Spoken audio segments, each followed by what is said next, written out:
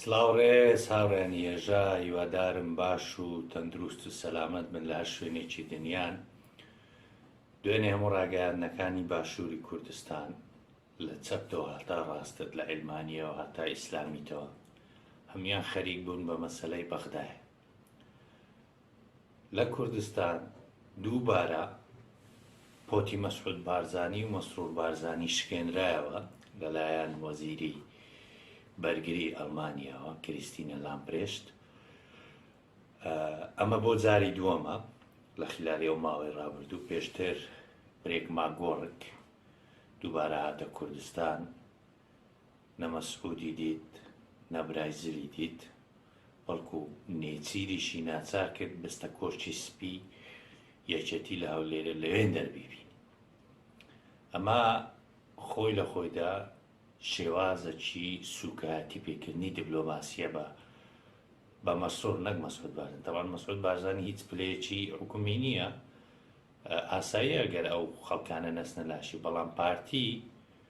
مەسعود و ینی نێچیر و برایزل بەر لەوەی کە یەکێک بێتە کوردستان خۆیان بیبینن داوای دەکەن بچی مەسعود بارزانیش ببینی، بەڵام ئەوە دووەم جارە دێن ڕەفزی ئەوەی دەکەنەوە نەک مەسعود بەڵکو مەسرورش ببینن. یعنی ئەوە یەکێکە لە شێوازەکانی سزادانی ئەوروپیەکان لە بەرامبەر پارتی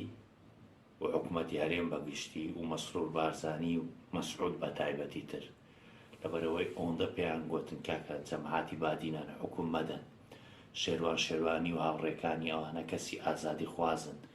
شیاوی ئەوە نینە حکوم گیان لە کەس نەگرت، گیان لە بەیاننامەی ڕێکخراوە نێودەوڵەتیەکان نەگرت، گیان دوو جار لە بەیاننامەی یەکێتی ئەوروپای نەگرت، گیان لە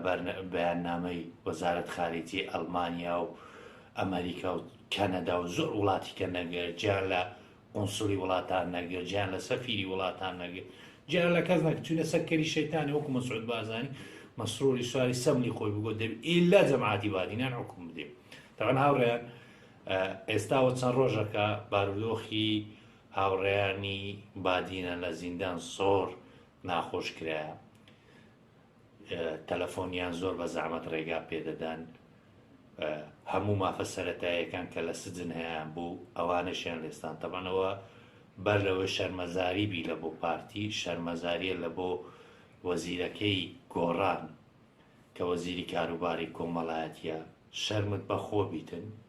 ئەوانە هیچ نەبی بەشەکیان هاوڕێت بوونە، بەشەکیان ئەوانە بوونە ڕۆژێک لە ڕۆژان سەپۆرتی حیزبەکەیتیان کردێ. ئێستا تو وەزیری کاروباری کۆمەڵایەتی کە چاکسازی گەورانی هەولێر لە بەردەستی تووە چۆن ڕێگا دەدێ ئەوە سەرەتاییترین مافەکانیان پێشێت بکەن. بە هیوا هەمووان هاوڕێیانی بادینان لە بیر نەکەن، هەمووان بەیەکەوە هەمیشە لە یادمان بیتن، بەردەوام قسەیان لەسەر بکەین کە بەداخۆ دەبینم ماوەکە دۆسیەی بادینان کەمێک کاڵ بۆتەوە، ئەو ئەرچی ئێمەمانانە هەمومان بەیەکەوە سزایان بدەین، سزای ئەم دەسەڵاتە گەندەڵە بدەین لەسەر سزادانی ئازادی خوازانی بادینان وەکو چۆن ئەوروپیەکان سزایان دەدەن. یعنی هاوڕێنەوە جاری دووەمە کەسێکی باڵای ئەوروپی دێتە کوردستان ئامادە نییە مەسعود ببینی، ئامادە نییە مەسرور ببینی، بەڵام ئەوانە ئەوەندە گەمژەنە، گەمژەی سیاسی مەبەستما تێناگەن، قەت تێناگەن. وەکو مەسعود بارزانی کورە کاکە ڕیفراندۆم مەکە خاچی کوردستان دەدۆڕێ جێ لە کەس نەگرت، ساری سەرمەلی خۆی بوو ڕیفراندۆمەکەی کرد. ئێستاش مەسرور جێ بدێ هەموو ئەو دژایەتیکردنەی ئازادی خوازانی بادینان لە حکومدانیان لە سزادانیان لە ناو سجن قازانجی مەسرور من نێچیری تێدا ببینە نێچیر چۆنە دوی گەمژاند، بەڵامە تو قەت تێناگەی مێشکت بینەوە سەر خۆتە تا کەنجی ئازادیان بکە. ئەو سزایە سیاسیە دیبلۆماسیە لەسەر خۆت و باویشت لابە، ڕێگامەدە نێچیر ئاوا گەمەت پێ بکە وەکو چۆن گەمەی پێکردی پێش ئەوەی دارگا بڕیار بدە بە یەک گەمەی سیاسی وای لە تو کرد بێسە شاشەی بڕیار بدەیت کە ئەوانە دەبی حکوم بکرێت. هێشتا تێناگەی کە ئەوە ڕێسوابوونی تو بابیشتە حیزبەکەشتا حکوومەتەکەشتا و لە قازانجی نێچیریشدا و نێچیریش دەجالانی بەکارت دەینیت بەڵامە تو تێناگەی ئەوە من دەجار پێت برێن کاکە تێبگە ئەوە جاری دووەمە بەخوای ئەوانە ئازاد نەکەی دەبتە جاری سەتەمیش ئەمە هەتا ڕۆژی قیامەتی لێرە نامینێن پێت برێن کاکە ئەوهاک گۆرە زەرارتە لە بۆ عەف پشتت تێدەگەی زانی معنای چیەوە زیرەک بێتە کوردستان وەزیری وڵاتەکی ئەوروپی ئامادە نەبی سەرۆکی ئەنجومەنی وەزیران ببینی ئەوە گریمان بابەت هیچ پلەکی حکومی نییە بە خۆتان نامدار لێ نایە مەرجەعکە لە کنەمە و لە ئەوروپیەکانیش هەر ئەسڵەن وجودی نییە بەڵام خۆت بینە بەسات و بەرپرسی ئەنجومەنی وەزیران سەرۆکی ئەنجومەنی وەزیران ئاوا شکایەتی پێ دەکرێت ئاوا نێچی دەتگەمژێنیت بەڵام تێناگەی قەت تێناگەی هەتا وەکو بابت نییە نەدەی لە تەباق ناڵێ سەدەق ئەمە یەکێک بوو لەوە ئاڵانە هاوڕێن هێژە تەبەن دوێنێ هەموو ڕاگەیاندنەکانی کوردی خەریکی بەغدا بوون کامە بە هیچ شێوازێک باس نەکرا بۆی من ویستم باسی بکەم و بەبیر پارتی و برایزیلیش بینمەوە ئەوە دوو کورە با نەگاتە سێ و چاری بڕوا بکە تێدەچی ئەوجا ئەو غەڵەتەی کردیتە زوو چارەسەری بکە ئازادی خوازانی بادینان ئازاد بکە ئەگەر نا ئەوە تۆقەچی ئاگرێ ئەوە لە ملت و ئاڵایە هاتانە تۆپێنی واز لێنایی ئەو جاتانەی تۆپاندی لە ڕووی سیاسیەوە زۆر تۆقەی لە ملی خۆتکەوە کو پێشەوەی دادگا بڕیار بدە حکومتدان ئاواژ دەتوانی ئازادیان بکەی بۆی من زیاتر لەسەر ئەو بابەتە ناڕۆم یەکێک بوو لە بابەتانەی کە ویستم قسەی لەسەر بکەین بابەتی دووەم کە ئەمڕۆ پێم خۆشە لەگەڵ ئێوە قسەی لەسەر بکەین ئەویش مەسەلەی بەغدا و پێشڕەوی کورد پارتی سەرۆکمان بارزانیەکەی کۆیلەکانە ئینتەبان هاوڕێیان مەسەلە چی کوردی هەیە دەرە کەربستە بەغدایە ناتەئێستر بەڵام ئەو پەرلەمانتارانەی پارتی لە بەغدایە هەر کەرەکەی کوردستانە قەت نامنەئێستر لە بەغدایش سەرۆکمان بارزانیە سەرۆکمان بارزانیە سەرۆکمان بارزانیە یعنی بەغدا چیە توگوری پێشڕەوی کورد پارتی سەرۆکمان وەڵڵاهی پێشڕەوی کورد پارتی نییە حەز دەکەم بزانم پێشڕەوی جاشایەتی حیزبە کوردیەکان پارتیە جاشایەتی نما لە بۆ هیچ دەوڵەتە چینەکە ئەو کەنجی پێشڕەویە ئەو پێشڕەوی جاشایەتیە تەوان هاوڕێیان پەرلەمانتاران لە بەغدا هیچ شتێک لە بۆ کورد بەدەست ناین تەنها دەوڵەمەندکردنی خۆیان و هاتنە سەر باغەڵی پارەی دزراوی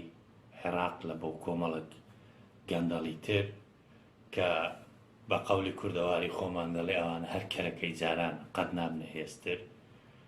و دووش ئەوانە نوێنەری کورد نییە نوێنەری پارتی زۆر ئاساییە ئاوا بن بەڵام کە ئەوەی زۆر زۆر جێ سەرنج بوو نوێنەری حکومەتی هەرێم تەمان هاوڕێیان لەسەر نوێنەرایەتەکانی حکومەتی هەرێم لە هەموو دنیا هیچ شتێک نییە بە ناوی نوێنەرایەتی دیبلۆماسی هەمووی ڕێکخراوی کۆمپانیایەکی بازرگانی سنووردار بەنمونە کە باسی بەلجیکا دەکەم من لە بەلجیکا دەژیم نوێنەرایەتی حکومەتی هەرێم نوێنەرایەتی دیبلۆماسی نییە بەڵکو کۆمپانیایەکی بازرگانی سنووردارە بە ناوی KRG یعنی ئێستا لە مۆنیتۆر بێژی بەلجیکا وێبسایتەکە هەیە